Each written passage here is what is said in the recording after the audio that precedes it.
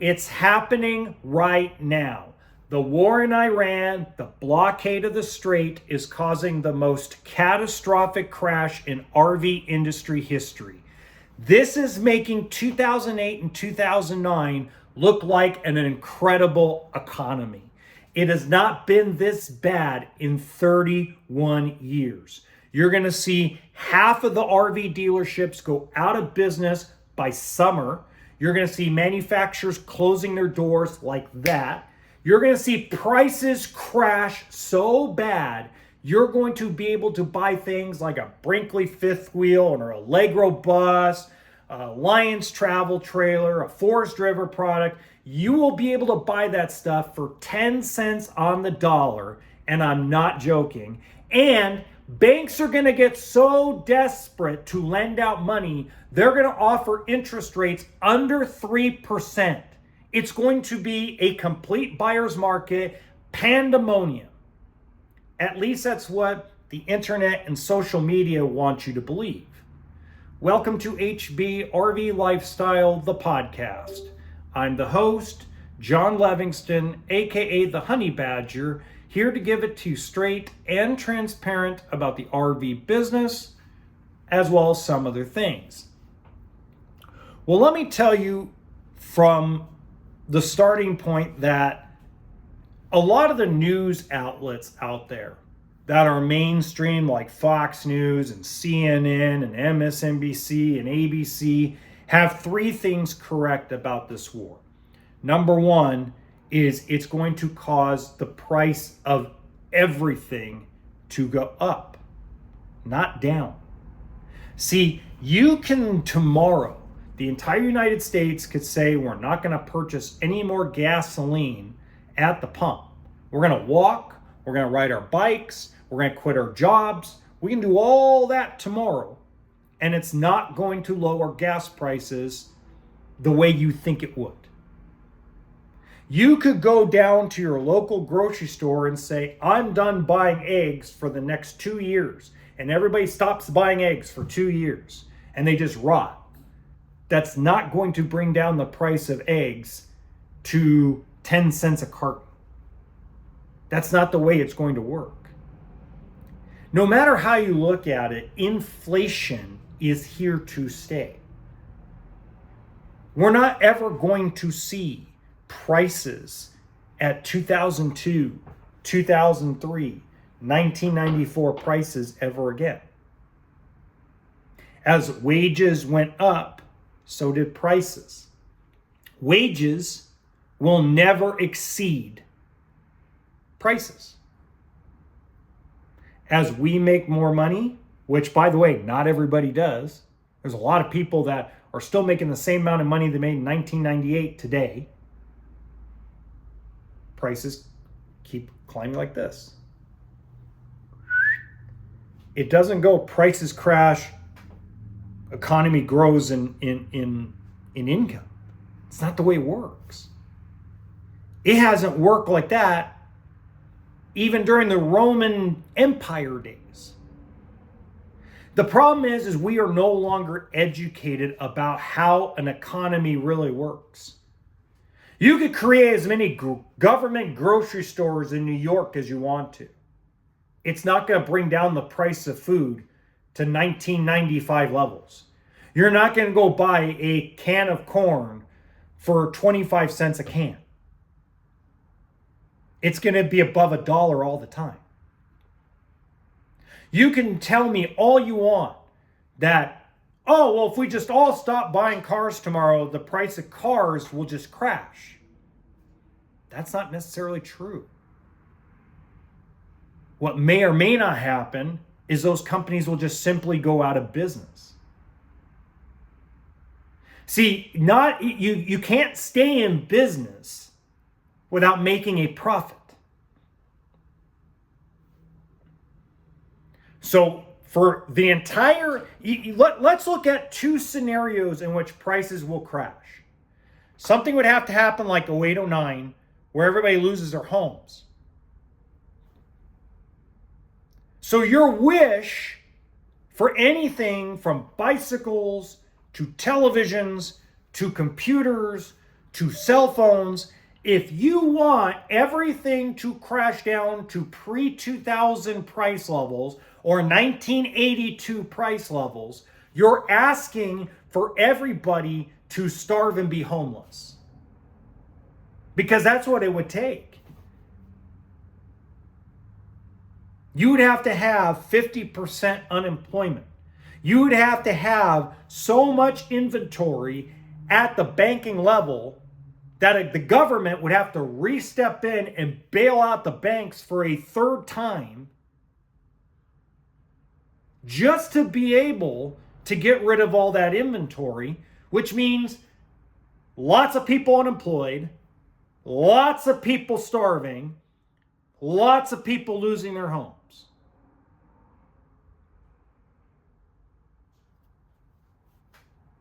It's a fact of life. Our incomes as normal, everyday people that are not billionaires, millionaires, company people, we will never have our income exceed price increases and inflation. It will never happen. It can't. It doesn't happen in a communist economy. It doesn't happen in a socialist economy. It doesn't happen in a capitalist society. It doesn't happen. Go back through history. For successful countries, for successful economies, prices will always outpace income levels. Because if income surpassed prices,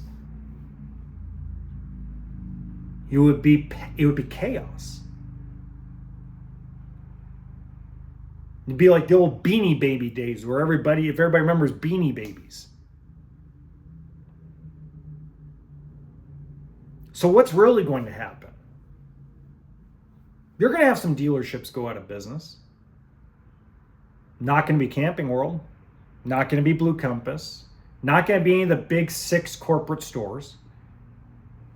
You're going to basically buy from corporations from here on out because a lot of you will not shop at a local dealer.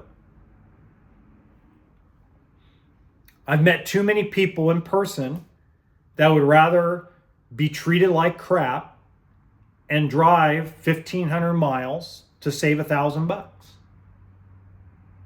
rather than support your local dealer. Met too many of you. And because of that attitude, you will see a lot of local small dealerships or small businesses go out of business at the end of the year. So as much as a lot of you hate Camping World and hate Blue Compass and hate General RV and hate Funtown RV and all these big ass corporations, they're all that's going to be left.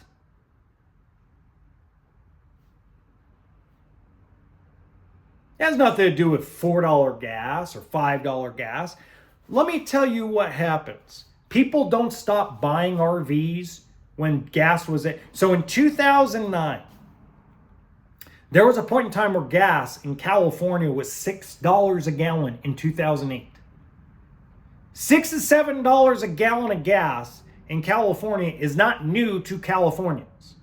$4 and $5 gas a gallon is not new to a lot of states across the United States. It's not. Do you know what happens? Folks rather buy a travel trailer or a motorhome because now they're going, we're not going to Hawaii. We're not going to Europe. We're not going to take and stay in hotels. A lot of those folks are like, well, our vacation is to the lake. We're no longer going to drive 1,500 miles or fly 10,000 miles. We're now going to drive 2 or 3 hours because friggin' gas is expensive as hell.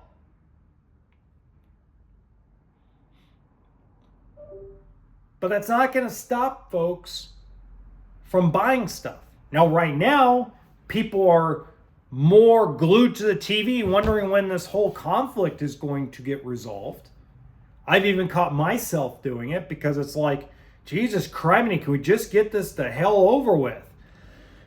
We know we're going to bend over and take it in the butt with Iran. We're not going to sit there and not make a deal, because I'm sorry, I don't care if you're political or not, the Republicans are going to bitch and gripe because they have a midterm election coming and they're going to make this thing go away. Because if gas prices don't get better by summer, they're out. And we're going to go through the same bullshit with the Democrats anyway. So it doesn't matter. See, and that's the problem that a lot of us don't understand. That's a lot of the problems that the entire community doesn't understand. Too many people put their lives on hold because of the decisions made by one individual. Oh, we can't do anything this year because we got to see if the Democrats are going to take back the House. Because if they don't, then we're not going to buy anything. Oh, so you're 72 years old, and how many good years do you have left, and you want to wait and see what happens during an election rather than going and living your life? I get it in a way, but in a way I'm like, really? You're going to allow some knucklehead that doesn't even know your name and doesn't give a shit about you, and you're going to let them and what they do decide how you live your life? Prices are not coming down, folks. Gas prices probably will. Energy prices will. But we're not going to see a crash of anything. We'll see adjustments. We already saw an adjustment in the RV industry in 2023 and part of 2024. We're seeing a correction in the housing market, but we're not seeing where somebody spent $600,000 on a house and now it's worth $250,000. We're not seeing that.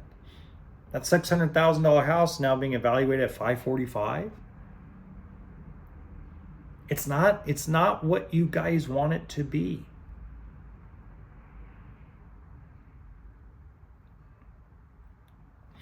The difference between the folks that live a full, incredible life and the folks that don't is how we evaluate our life up here. How we allow people to influence how we're going to live our life.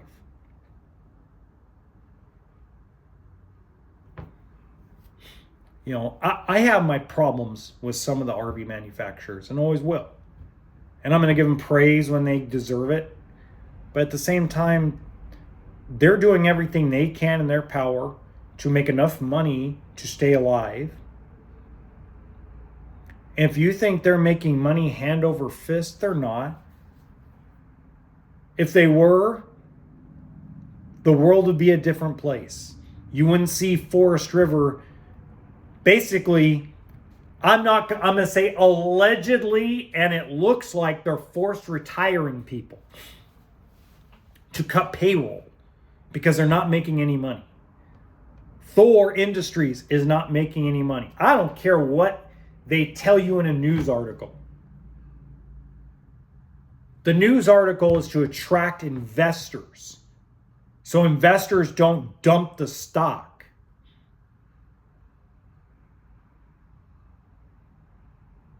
And they're not slow because of their quality problems. They're slow because everybody for the last couple of years is on their toes because we've had nothing but shitty government since 2020. Yes, I said it out loud. Joe Biden and Donald Trump suck.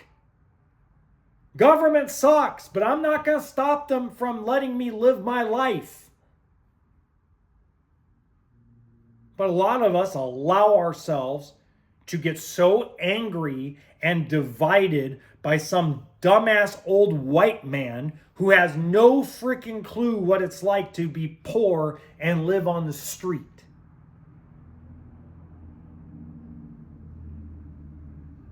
They were given a silver spoon.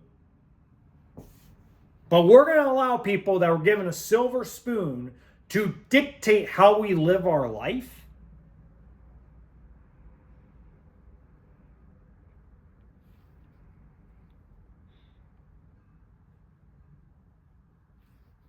It's not the way it should be.